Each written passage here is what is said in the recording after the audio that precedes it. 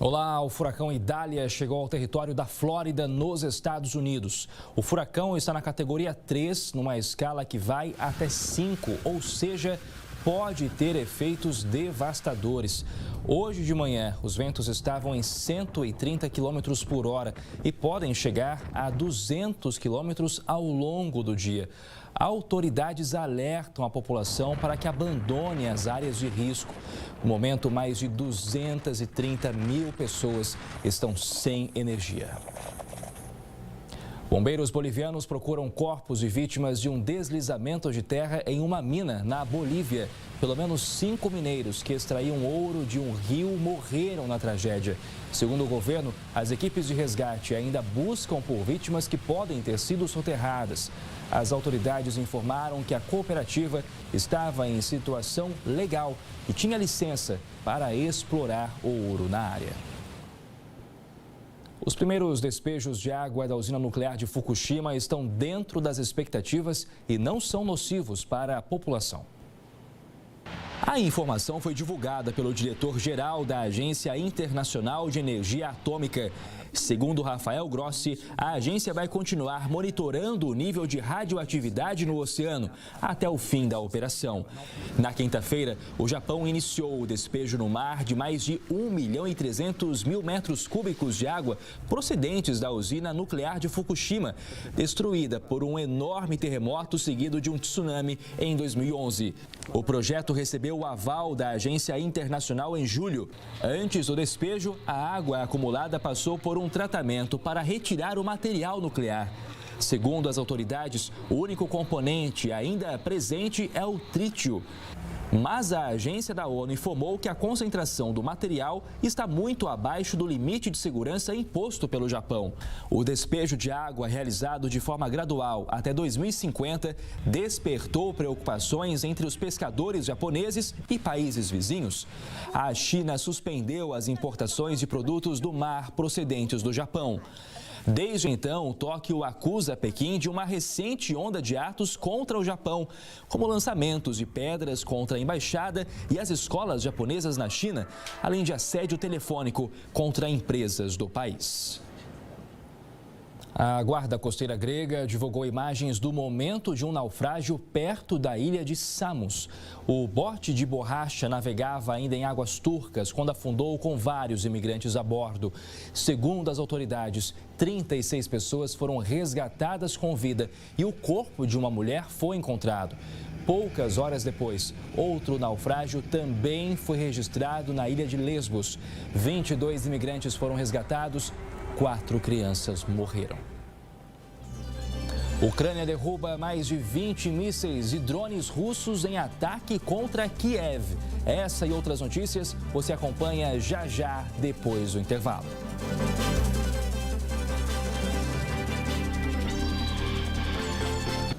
Autoridades ucranianas disseram que derrubaram mais de 20 mísseis russos e vários drones explosivos. A ação foi considerada a mais potente contra Kiev em meses. Pelo menos 3 grandes explosões puderam ser ouvidas no começo da manhã. Funcionários do governo municipal avaliavam os danos e os moradores limpam os escombros em um prédio residencial que teve as janelas destruídas. O ataque aconteceu no momento em que a Rússia anunciou que um aeroporto próximo da fronteira com a Estônia foi atacado com drones e vários aviões foram danificados. O Fundo das Nações Unidas para a Infância informou que os 2 anos de pandemia seguidos pela invasão russa da Ucrânia ameaçam a trajetória escolar de crianças ucranianas. Tanto as crianças que permaneceram no país como as que fugiram tiveram o 4º ano letivo interrompido. O governo ucraniano ordenou a retirada de crianças de 5 localidades situadas na frente sul, na região de Zaporísia, diante da difícil situação de segurança e os bombardeios russos. O ministério responsável pela reintegração dos territórios ocupados pela Rússia afirmou que, ao todo, 54 crianças e 67 pessoas que as acompanham serão retiradas de forma obrigatória. De acordo com a fonte, além das crianças, a retirada obrigatória será aplicada às pessoas com mobilidade reduzida que vivem nas localidades mencionadas. Nesta semana, o Fundo das Nações Unidas para a Infância alertou que os 2 anos de pandemia seguidos pela invasão russa da Ucrânia ameaçam a educação e a trajetória escolar das crianças ucranianas. A agência da ONU destaca que tanto as crianças que permaneceram na Ucrânia como as que fugiram do país após a invasão russa em fevereiro de 2022 tiveram o 4º ano letivo interrompido. A diretora regional para a Europa e Ásia Central do Unicef denunciou que o conflito e o exílio ameaçam a educação de mais de 6.700.000 crianças e jovens ucranianos com idades entre 3 e 18 anos. Mais de 1.300 escolas foram totalmente destruídas e outras sofreram danos graves e não podem ser utilizadas. Apenas 33% dos estudantes ucranianos conseguiram prosseguir com os estudos de forma totalmente presencial, 33% de maneira híbrida e outros 33% foram forçados a fazê-lo de forma remota. O Unicef destaca ainda que 66% das crianças em idade pré-escolar não frequentam as aulas. Nas áreas próximas ao fronte, o índice chega a 75%. A organização alertou que as crianças da ex-República Soviética já apresentam sinais generalizados de perda de conhecimentos, especialmente no domínio da língua ucraniana, da leitura e da matemática. Uma imagem ganhou as redes sociais. No vídeo, uma professora da Índia incentiva alunos a agredir o colega de classe que é muçulmano. Nas imagens é possível ver que a vítima de 7 anos fica parada, enquanto uma outra criança dá um tapa no rosto dele. A professora está sentada, incentivando a ação. O caso gerou indignação no país. A polícia afirmou que essa agressão aconteceu porque o garoto muçulmano não teria lembrado da tabuada. Em defesa, a professora afirmou que ela só estava tentando endireitar a criança, como o pai havia pedido. Ela também disse que a polêmica não passa de uma conspiração. A Meta anunciou que eliminou milhares de contas do Facebook que fariam parte de uma operação de propaganda chinesa online. A plataforma afirmou que a campanha esteve ativa em mais de 50 redes sociais e fóruns, incluindo Facebook, Instagram, TikTok, YouTube e Twitter. O chefe da inteligência sobre ameaças globais da Meta disse que essa foi a maior e mais produtiva operação de influência secreta que se tem conhecimento até agora, mesmo que tenha sido fracassada. Mais de 7.000 contas do Facebook e do Instagram foram removidas. As equipes da Meta conseguiram veicular a campanha em indivíduos associados às forças de ordem chinesa. As equipes de segurança do grupo conseguiram determinar que as contas estavam vinculadas a uma série de atividades de spam que ocorriam desde 2019. A rede publicava regularmente comentários positivos sobre a China e a província de Xinjiang. Ao mesmo tempo, criticava os Estados Unidos, a política externa dos países ocidentais e aqueles que criticam o governo chinês, incluindo jornalistas e pesquisadores. A operação tinha origem na China e era dirigida especificamente para Taiwan, Estados Unidos, Austrália, Reino Unido e Japão, assim como para o público de língua chinesa em todo o mundo. Além disso, as contas estavam vinculadas a diferentes regiões da China com um ritmo de atividade que parecia corresponder ao horário comercial. O governo australiano anunciou um histórico referendo sobre os direitos da minoria indígena no país.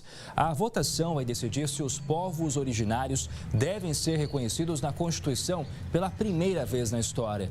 Além disso, os indígenas passariam a ter o direito constitucional de serem consultados sobre as leis que causam impacto na comunidade. Por enquanto, o sim está atrás nas pesquisas. O governo teme que a negativa da população manche a reputação do país no mundo. Militares do Gabão, na África Central, anunciaram a tomada de poder logo depois das eleições presidenciais.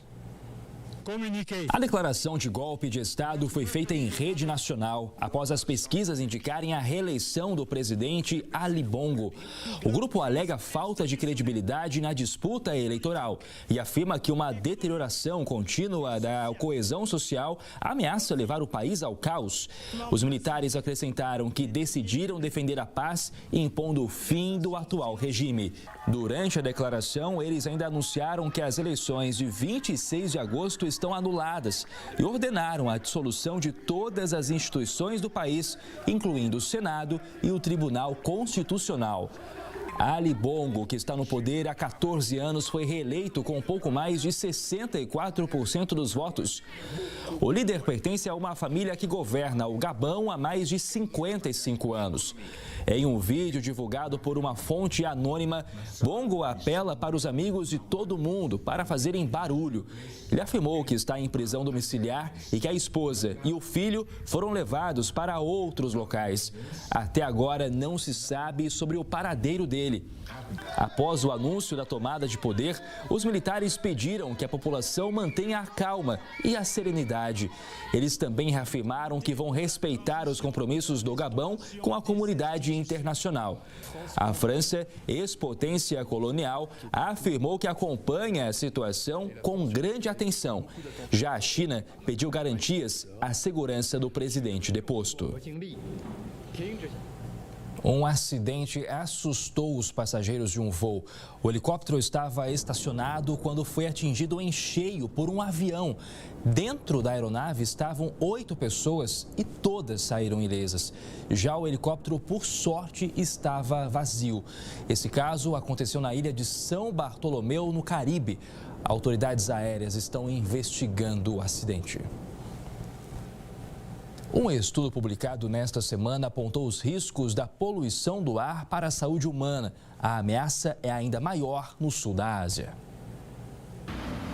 A poluição do ar é mais perigosa do que o tabaco e o álcool para a saúde das pessoas. De acordo com uma pesquisa do Instituto de Política Energética da Universidade de Chicago, a poluição atmosférica por partículas finas continua sendo a maior ameaça externa à saúde pública. Este tipo de poluição é proveniente das emissões de veículos e indústrias ou de incêndios florestais. Ela está associada principalmente a doenças pulmonares e cardíacas, derrames e câncer. Segundo o estudo, se o mundo reduzisse permanentemente esses poluentes até o limite estabelecido pela Organização Mundial da Saúde, a expectativa de vida de uma pessoa aumentaria 2,3 anos. Em comparação, fumar reduz a expectativa de vida em 2,2 anos, em média, por pessoa. Bangladesh, Índia, Nepal e Paquistão são os 4 países mais poluídos, de acordo com as médias anuais de partículas finas. A cidade de Veneza, na Itália, planeja aplicar uma taxa de ingresso para os turistas. O prefeito da cidade italiana afirmou que a ideia é limitar o número de turistas, principalmente aqueles que vão para ficar apenas um dia. Veneza, conhecida pelos canais, passa por uma crise de degradação. A ONU chegou a sugerir que a região entre na lista de patrimônios históricos em risco. Segundo o órgão da ONU, as mudanças climáticas e o turismo em massa estão degradando de forma definitiva os prédios e as vias aquáticas de Veneza. A ideia da prefeitura é que a taxa comece a ser cobrada no ano que vem. Uma missão científica está estudando os efeitos do aquecimento global na Groenlândia. A região é alvo de atenção devido ao derretimento acelerado das geleiras. A missão foi acelerada depois que uma estação de pesquisa registrou o mês de julho mais quente no manto de gelo da ilha, aumentando a urgência do trabalho dos pesquisadores. A equipe de cientistas navega no Fiord Scoresby, que ficou 11 meses bloqueado por conta das geleiras e ainda guarda muitos mistérios. Além do risco de colisão com os icebergs, que em alguns locais representam até metade da superfície, a missão científica também está preparada para lidar com a eventual presença de ursos polares. Claro, né? Essa é a região deles. O líder da expedição destacou que o aquecimento global está entrando em uma fase intensa na região e por isso é preciso documentar tudo. Os cientistas concentram esforços em recolher amostras de neve de micro-organismos marinhos, sobretudo porque em meados de setembro o acesso ao fiord vai voltar a ficar bloqueado. O trabalho pretende deixar o máximo de amostras possíveis para a próxima geração de pesquisadores, que deve ver um derretimento massivo na Groenlândia. E mais da metade dos resorts de esqui da Europa vão enfrentar falta de neve devido às mudanças climáticas. Os esquiadores de plantão têm motivos para se preocupar. As belas montanhas e resorts de esqui da Europa podem estar com os dias contados. Segundo o estudo científico publicado nesta semana, 53% das estâncias europeias vão enfrentar uma grave falta de neve se as temperaturas subirem 2 graus Celsius acima dos níveis pré-industriais. Enquanto isso, 98% dos resorts estão em risco muito elevado, com menos de 4 graus de aquecimento. Atualmente, as temperaturas globais situam-se 1,2 graus Celsius acima dos níveis pré-industriais.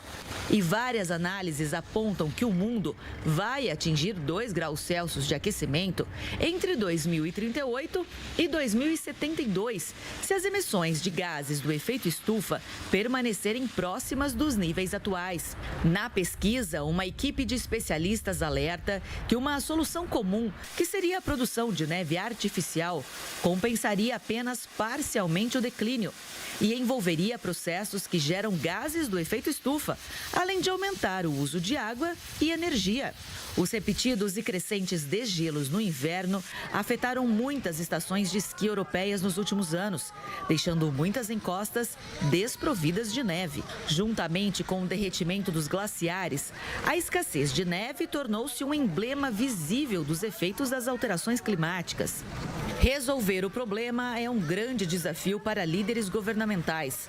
Segundo os pesquisadores, os esforços devem levar em consideração uma combinação de fatores. Entre eles, tentar evitar o aumento das temperaturas e uma mudança no turismo global, que tem um grande impacto na biodiversidade local.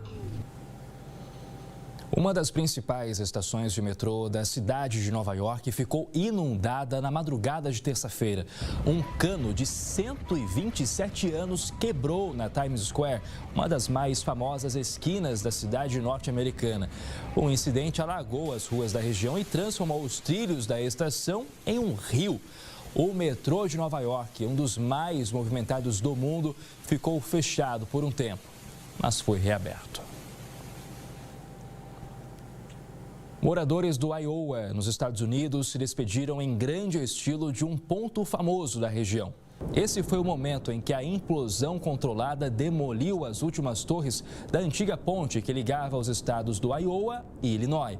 A operação interditou temporariamente a nova ponte, que funciona desde 2021 para ajudar a melhorar o trânsito carregado da região. A paralisação aconteceu para que funcionários removessem os escombros. A implosão foi considerada um grande evento e contou até com curiosos que acordaram cedo para assistir à operação. Um evento tradicional na Dinamarca reuniu muitos corajosos. Centenas de nadadores participaram de uma travessia realizada durante uma noite na cidade de Copenhague. O percurso tinha 2 quilômetros de extensão e todo mundo deveria usar uma boia fluorescente presa ao corpo, por questões de segurança. Além disso, a prova não teve um formato de corrida e os tempos foram registrados através de chips para que fosse formado um ranking. Porém, para a grande maioria dos corajosos nadadores, o importante mesmo foi participar deste evento que oferece uma experiência bastante diferente. De acordo com uma representante da prefeitura, a região possui as águas portuárias mais limpas do norte da Europa. E por isso mesmo, é fundamental que os canais sejam utilizados também para o lazer. O robô explorador indiano confirmou a presença de oxigênio e enxofre no polo sul da Lua. Além disso, segundo a Organização Indiana de Pesquisa Espacial, também foi detectada a presença de cálcio, ferro, titânio, manganês e silício. O robô, com 6 rodas e movido a energia solar, pousou na Lua na semana passada. A missão vai percorrer o polo sul do satélite ao longo de 2 semanas e transmitir imagens e dados científicos. Depois de pousar com sucesso na Lua para uma missão inédita, a Índia anunciou agora que quer estudar o Sol. Em um comunicado nas redes sociais, a Agência Espacial Indiana anunciou que o lançamento do primeiro observatório espacial do país, destinado a estudar o Sol, está previsto para o dia 2 de setembro. A missão, chamada de Aditya L1, ficará em órbita a mais de 1.500.000 quilômetros da Terra e vai proporcionar imagens claras e contínuas do Sol, oferecendo uma maior vantagem para observar a atividade solar. A nave espacial vai transportar 7 instrumentos para observar as camadas externas da estrela, usando detectores de campos eletromagnéticos e de partículas, entre outras ferramentas. Um dos objetivos é estudar os elementos que explicam a meteorologia do espaço, entre outros, para entender melhor as dinâmicas do vento solar. A NASA e a Agência Espacial Europeia já puseram em órbita naves espaciais para estudar o Sol, mas essa será a primeira vez da Índia. Na semana passada, a alunissagem de Chandrayaan-3 converteu a Índia no 4º país a conseguir uma operação desse tipo, após Estados Unidos, Rússia e China. O país dispõe de um programa aeroespacial de baixo custo em comparação a outras potências, mas tem crescido exponencialmente desde que enviou a primeira nave a orbitar a Lua em 2008. Os especialistas garantem que conseguem esses baixos custos copiando e adaptando tecnologia espacial existente e aproveitando a abundância de engenheiros altamente capacitados que cobram muito menos que trabalhadores estrangeiros. Para o ano que vem, a Índia prevê o lançamento de uma missão tripulada de 3 dias na órbita da Terra. Uma pesquisa revelou que 3 em cada 4 pilotos de avião caem no sono durante o voo. O resultado foi divulgado depois de um estudo feito com 7.000 pilotos em 31 países europeus. A maioria admitiu tirar uma soneca por alguns segundos na aeronave. O motivo seria a falta de descanso adequado entre um voo e outro. O relatório ainda cita a negligência das companhias aéreas no gerenciamento de riscos relacionados ao cansaço extremo dos profissionais. Um jovem da Inglaterra conseguiu fabricar o brinquedo mais veloz de todos os tempos. Um especialista em engenharia aeroespacial decidiu encarar o desafio de produzir o carrinho de controle remoto mais rápido do mundo. O rapaz tem o costume de fabricar foguetes, aeronaves e barcos no quintal de casa e gosta de testar os limites de cada equipamento. Desta vez, porém, ele teve a ideia de conquistar também um certificado do Guinness Book. E para isso, precisava que o veículo superasse a velocidade de 150 km por hora. O jovem inventor conseguiu logo de primeira. O carrinho registrou impressionantes 152 km por hora e garantiu assim um novo recorde mundial. Um festival dos Estados Unidos exigiu muita criatividade dos participantes na hora de se vestir. Ver animais desfilando por aí com looks diferentes está cada vez mais comum. E parece que o circuito de moda dos bichos, mais especificamente dos bichanos, está atingindo novos horizontes. Isso porque em Massachusetts, nos Estados Unidos, um concurso premia as melhores fantasias de gatos.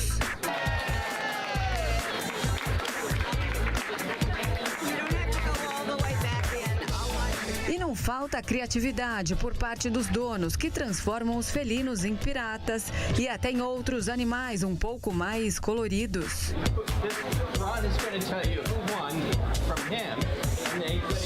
Mas não pense que os humanos deixam os pets na mão. Eles também entram na brincadeira e combinam um look com os bichinhos. Além da competição de fantasias, a feira dedicada aos animais domésticos conta com muitas outras atrações. Há muitas coisas divertidas para fazer. Há rifas, prêmios, concursos. A edição desse ano foi a 10ª e contou com a presença de cerca de 100 bichanos. Essa é uma oportunidade maravilhosa para descobrir o mundo dos gatos de raça pura. Temos mais de 30 raças diferentes aqui. A maioria das pessoas nem sabe quantas raças existem.